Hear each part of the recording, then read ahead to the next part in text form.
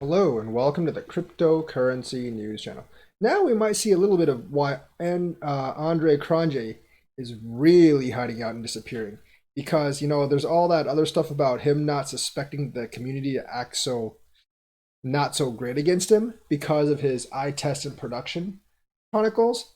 But also, there's actually a group of investors that's actually raising funds to sue his ass. So that actually might override any of these love letters that his supporters or his fans are actually writing him because he doesn't want to appear so he can get sued.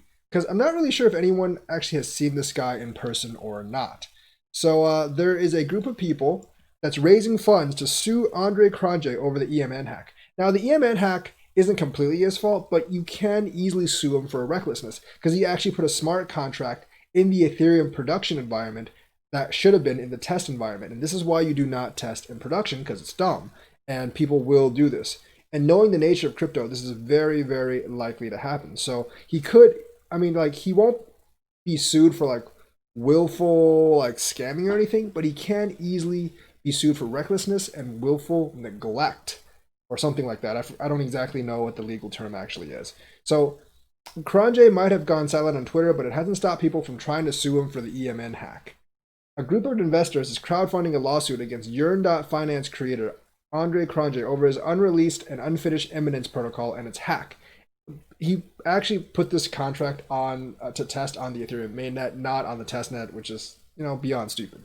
In a post, the group EMN Investigation said it is raising money to sue Cronje, Yearn developer Bantag, and Twitter user and Yearn supporter Blue Kirby.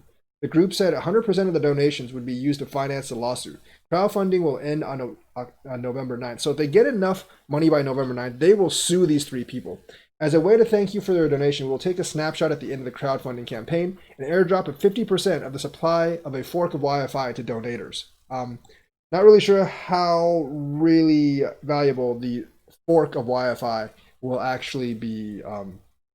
They should just give people a percentage of what they win in the lawsuit, honestly. The other 50% of the supply will be airdropped to victims of the EMN scandal. We will create a new DeFi ecosystem, but without the bad actors. And make sure you actually don't put your contracts to test and prod, because that's stupid. On September 29th, the EMN protocol was hacked. The hacker stole 15 million, but he returned 8 million, so people are still out for 7 million. EMN investigation claimed that the project was a test with no value, yet Cronje, Blue Kirby, and Bantech should not have promoted the project as such. They actually didn't promote the project as such, they just put it on the prod server, which can easily be sued for recklessness. The group said if EMN was a test, it had zero value as a token, yet Andre watched as $15 million poured in without a word. So he actually didn't watch that. He actually put the test, actually put the test in the production environment, which was his fault. But he actually went to sleep, and then someone else found the contract and actually turned it on or something. So that was the mistake there. But he kept hyping the project by retweeting. Why didn't he at least warn the Yearn finance team that they were buying and selling a worthless token? If developers from any other team started hyping and selling the test token, they would be accused of fraud and the entire team would lose legitimacy. At best, this was a viral launch gone bad. At worst, it was a rug pull. It wasn't a rug pull. It was just like him. It was just basically him basically hyping his dumb ideals of testing and prod, and he got burned for it.